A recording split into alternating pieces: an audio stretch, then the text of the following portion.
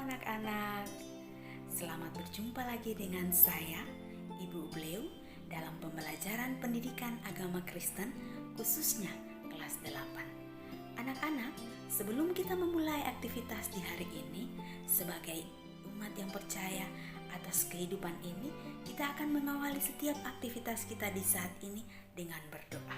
Mari saya ajak kita untuk berdoa. Kita berdoa. Tuhan Yesus yang baik, syukur dan terima kasih kami kembalikan kepada Tuhan Yesus karena Tuhan telah menjaga kami sampai di hari ini. Sekarang kami akan mulai dengan kegiatan belajar mengajar. Tuhan memberkati kiranya apa yang kami lakukan sehingga menjadi berkat dalam kehidupan kami. Dalam nama Tuhan Yesus kami berdoa. Amin.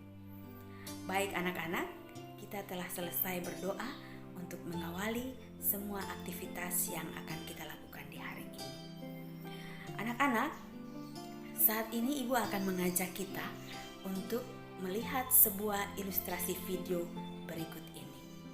Silakan anak-anak menontonnya.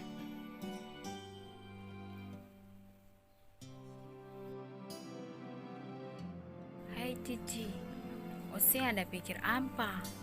Beta perhatikan dari tadi Ose kayak ada duduk pikir sesuatu. Ose ada pikir apa lah?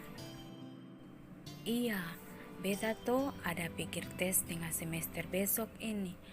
Kira-kira beta bisa jawab soal-soal yang ibu guru kasih kaseng.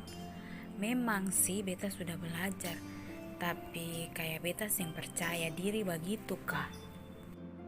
Jangan Ose takut. Kalau Ose sudah belajar, Ose percaya bahwa Ose pasti bisa kerja soal-soal waktu tes. Ingat, Ose jangan lupa berdoa, karena katong harus bekerja dan berdoa. Sebagai siswa kan, Ose lakukan Ose tanggung jawab yaitu belajar. Tapi Ose juga jangan lupa berdoa, supaya waktu Ose kerja soal-soal yang ibu guru kasih itu, Tuhan tolong Ose supaya Ose ingat semua yang Ose sudah pelajari itu. Oh iya, beta ingat. Ibu guru agama bilang bahwa iman harus disertai dengan perbuatan. Karena kalau iman tidak disertai perbuatan, maka pada hakikatnya iman itu adalah mati. Sekarang beta percaya bahwa Tuhan pasti akan tolong beta, kasih beta hikmat, sehingga beta bisa kerja soal-soal tes nanti.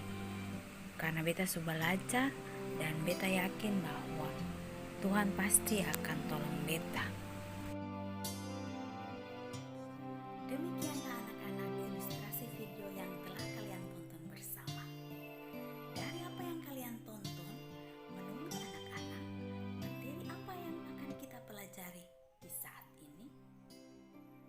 Baik sekali anak-anak, di hari ini kita akan belajar tentang hidup beriman.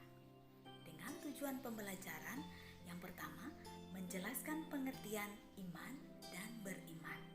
Yang kedua, menggali arti hidup beriman dari cerita tokoh-tokoh di dalam Alkitab, yakni Abraham dan juga Nuh. Yang ketiga, kita bisa mengidentifikasikan ciri-ciri hidup beriman. Baik anak-anak, mari kita lanjut dengan proses pembelajaran kita, yakni saya akan memberikan materi mengenai apa yang sesuai dengan tujuan pembelajaran kita di saat ini. Baiklah anak-anak, kata iman dalam perjanjian lama berarti berpegang teguh. Beriman berarti berpegang teguh pada keyakinan yang dimiliki akan suatu hal karena hal itu dapat dipercaya dan diandalkan. Demikianlah iman selalu berkaitan dengan percaya. Beriman berarti percaya kepada Allah yang telah menyatakan diri di dalam Yesus Kristus. Beriman juga berarti mengakui kekuasaan Allah dan firman-Nya dalam kehidupan. Karena itu kita terpanggil untuk bersaksi tentang firman Allah melalui pikiran, perkataan, dan perbuatan. Selanjutnya Ibrani 6 ayat 7-9 menulis tentang Abraham dan Nuh yang menunjukkan imannya yang luar biasa kepada Allah. Iman mereka terus bertumbuh dalam perjalanan hidup mereka dan mereka terus memelihara iman. Tokoh Alkitab yang pertama adalah Nuh. Nuh merupakan tokoh Alkitab pada zamannya yang mengerjakan batrah sebagaimana diperintahkan Allah padanya. Banyak orang memperolok dia, bahkan menganggap dia kurang waras, serta mendapat banyak tekanan yang dihadapi. Tetapi dia tetap percaya pada Allah dan tidak goyah menghadapi tekanan dari penduduk kota. Kemudian Allah menurunkan hujan besar, sehingga seluruh bumi digenangi air selama 40 hari. Semua binasa dan selamat hanya Nuh dan keluarganya.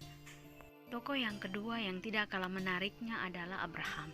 Abraham disuruh Allah meninggalkan tempat tinggalnya dan pergi ke negeri yang belum dia ketahui. Dia taat kepada perintah Tuhan, tanpa bertanya dan mengeluh. Allah berjanji akan menjadikan keturunan Abraham sebagai bangsa besar dan diberkati oleh Allah. Dia hanya mengandalkan janji Allah dan tetap memegang teguh janji itu. Peristiwa yang kedua adalah Abraham diperintahkan Allah mempersembahkan Ishak anaknya yang tunggal sebagai kurban bagi Allah. Ia pun taat pada perintah itu. Namun Allah meluputkan Ishak dan menggantikannya dengan hewan kurban. Melalui ujian itu, maka Abraham disebut sebagai bapa segala orang yang beriman. Baiklah anak-anak, dari kisah atau peristiwa yang disajikan melalui tokoh-tokoh Alkitab tadi, maka kita akan lanjut pada materi yaitu ciri-ciri hidup beriman. Ciri yang pertama adalah tidak mengandalkan diri sendiri, tetapi mengandalkan Tuhan. Yeremia 17 ayat 5-6. Ciri yang kedua adalah setia. Matius 25 ayat 1-30. Ciri yang ketiga adalah taat, dapat kita baca dalam Kejadian 12 ayat 1-9. Ciri yang keempat adalah memiliki pendirian yang teguh, dapat dibaca pada Yosua 24 ayat 14 dan 15. Dan ciri yang terakhir adalah memiliki keyakinan yang kokoh, dapat kita baca dalam Roma 1 ayat yang ke-16. Demikianlah anak-anak pembelajaran kita di hari ini tentang hidup beriman. Harapan kita bersama bahwa dalam kehidupan kita hendaklah kita selalu mengimani, meyakini apa yang kita percayai dan kita andalkan, yakni kita selalu beriman kepada Yesus yang adalah juru selamat kehidupan kita.